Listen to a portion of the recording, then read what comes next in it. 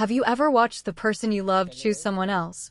Not because they love them more, but because they love their money. Most people think heartbreak is the worst feeling in the world. It isn't. The worst feeling is sitting in a crowded room while everyone secretly pities you and pretending you don't notice. My name is Emma. I'm 29 years old. 3 years ago, the man I planned to marry looked me straight in the eyes and said something I'll never forget.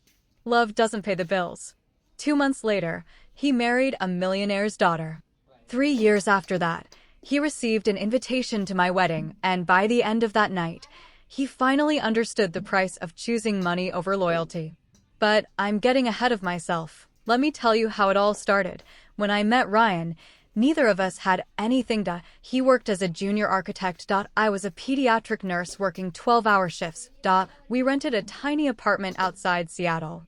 Our furniture came from thrift stores. Our dinner table had one short leg that wobbled every time we ate. Every Friday night, we'd order the same cheap pizza, sit on the floor, and dream about the future. Ryan always said, "One day we'll have our own house. It won't be huge, but it'll be ours." I believed him for 5 years. I believed every promise, every plan, every dream. We saved together, budgeted together, struggled together. When my car broke down, he fixed it himself. When he lost his job during a recession, I worked overtime without complaining. That's what partners do. At least, that's what I thought. Everything changed the day Ryan joined a luxury architecture firm. His new coworkers earned more money, drove expensive cars, vacationed in Europe every summer, slowly. Ryan started changing. He bought designer clothes, started talking about status.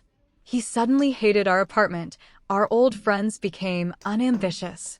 One evening, he looked around our tiny kitchen and sighed. "I don't want to live like this forever." I smiled. "We won't." He didn't smile back. "You don't understand." Those 4 words became more frequent. "You don't understand success. You don't understand networking. You don't understand ambition." Maybe I didn't. But I understood kindness, and I noticed it disappearing. Then came Victoria. Ryan called her just a client. She was beautiful, confident, the daughter of a billionaire real estate developer. She appeared in every conversation. Victoria recommended this restaurant. Victoria says Seattle's luxury market is exploding. Victoria invited the team to her family's yacht.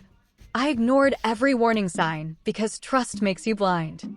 One rainy Thursday, I came home early carrying Ryan's favorite Thai food. The apartment was unusually quiet. Half the closet was empty. A suitcase was gone. Then I saw the envelope. My name was written across it. Inside, there wasn't an apology. There wasn't an explanation. There was only one sentence. "I deserve a bigger life." That was it. 5 years together. Reduced to 6 words. I called him. Straight to voicemail. I texted. Nothing. 2 days later, social media answered every question.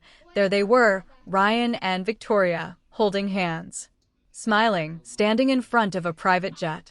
1 month later, their engagement was announced. People told me to move on. People said he wasn't worth crying over. Easy advice, when it isn't your future that's been stolen. 4 months. I questioned everything. Was I not pretty enough? Not successful enough? Not exciting enough? Then my grandmother said something that changed my life forever. "Emma, never chase someone who thinks you're hard to love." That sentence saved me. I stopped checking Ryan's social media, stopped asking mutual friends about him, stopped waiting for an apology that would never come. Instead, I focused on myself.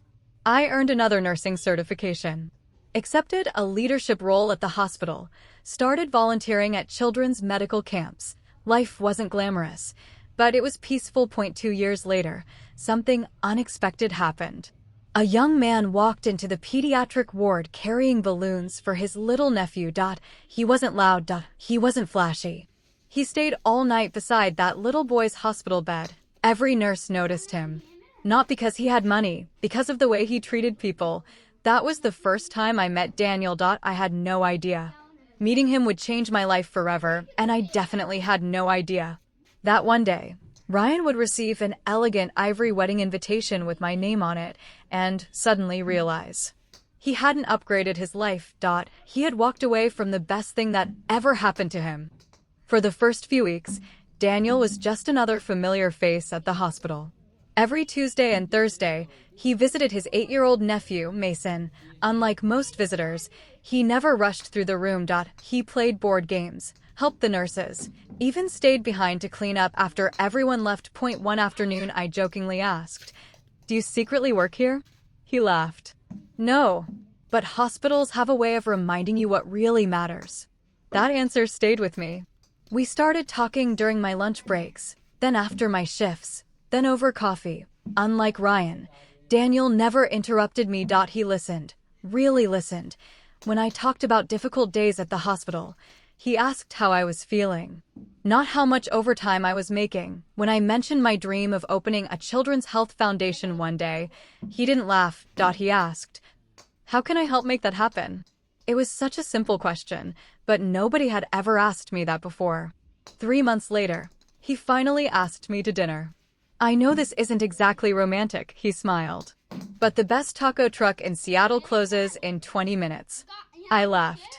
"Lead the way." That night cost less than $40. It became one of my favorite memories, because happiness isn't measured by the restaurant. It's measured by the person sitting across from you. Over the next year, Daniel became my best friend, then my partner, then the safest place I'd ever known. He never tried to impress me. He never bragged. Whenever I asked about work, he'd simply smile. "I run a small software company." That was it.no fancy titles.no expensive stories, just quiet confidence. One evening we were walking along the waterfront when my phone buzzed. A message from an old college friend. "Did you hear? Ryan's wife is hosting the biggest charity gala in the city next month." I shrugged and put my phone away. Daniel noticed. "Someone from your past. My ex. You miss him?" I smiled. "Not anymore." He squeezed my hand. "I'm glad." A few weeks later, Daniel invited me to dinner at a building I'd never seen before. The receptionist greeted him by name. Employees smiled as we walked inside. I leaned closer. "Do you know everyone here?" He looked embarrassed. "I probably should tell you something." "What?" He laughed nervously. "I don't just work here. I own it." I blinked. "What?" He opened the office door overlooking downtown Seattle. "This is our headquarters." I stared through the glass walls. Hundreds of employees, teams working together, meeting rooms everywhere. I turned toward him. "You own all of this?" He nodded. "My business partner and I started it 7 years ago." "Why didn't you tell me?" "Because I wanted someone to love me before knowing what I had." I couldn't speak, not because of the company. Because after everything Ryan had done, Daniel had chosen humility over status. Months passed, our relationship grew stronger. Then one Saturday morning, he took me hiking. We reached a quiet overlook just before sunset. He held my hands. "I don't promise a perfect life. I don't promise we'll never struggle. But I promise you'll never wonder whether you're enough." Tears filled my eyes before he even reached for the ring. "Emma, will you marry me?" I laughed through my tears. "Yes." Before he could finish asking, I had already said yes. The months that followed were wonderfully chaotic. Wedding planning, guest lists, cake tastings, choosing flowers. Everything felt exciting. Then one evening, Daniel looked at me across the dining table. "I've been thinking." "About what?" "Your ex." I raised an eyebrow. "What about him? Does he know you're getting married?" "I doubt it." He smiled. "Maybe you should." I laughed. "You want revenge?" He shook his head. "No. I want closure." A week later, elegant ivory invitations were mailed. One of them carried a familiar name. Ryan Matthews. No handwritten message. No insults. No hidden note. Just a beautiful invitation. At the bottom. One simple sentence. "Love built this day, not money." 3 days later, my phone rang. "Unknown number." I answered. "Emma?" I recognized Ryan's voice immediately. There was something different about it, not confidence. Uncertainty. "I received your invitation. I'm glad it arrived." There was a long silence. Finally, he asked, "Who's Daniel?" I smiled to myself. "My fiancé." "I mean," he hesitated. "What does he do?" I looked toward Daniel, who was making coffee in the kitchen. Then I answered honestly. He's the kindest man I've ever met. Ryan cleared his throat. That's not what I meant. I know. Another silence. Then came the question he really wanted to ask.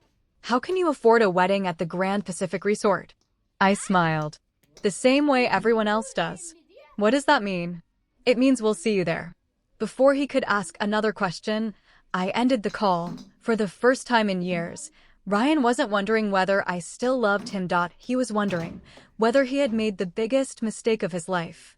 The morning of our wedding arrived with clear blue skies over Seattle. For the first time in years. I wasn't nervous. I wasn't wondering if I was enough.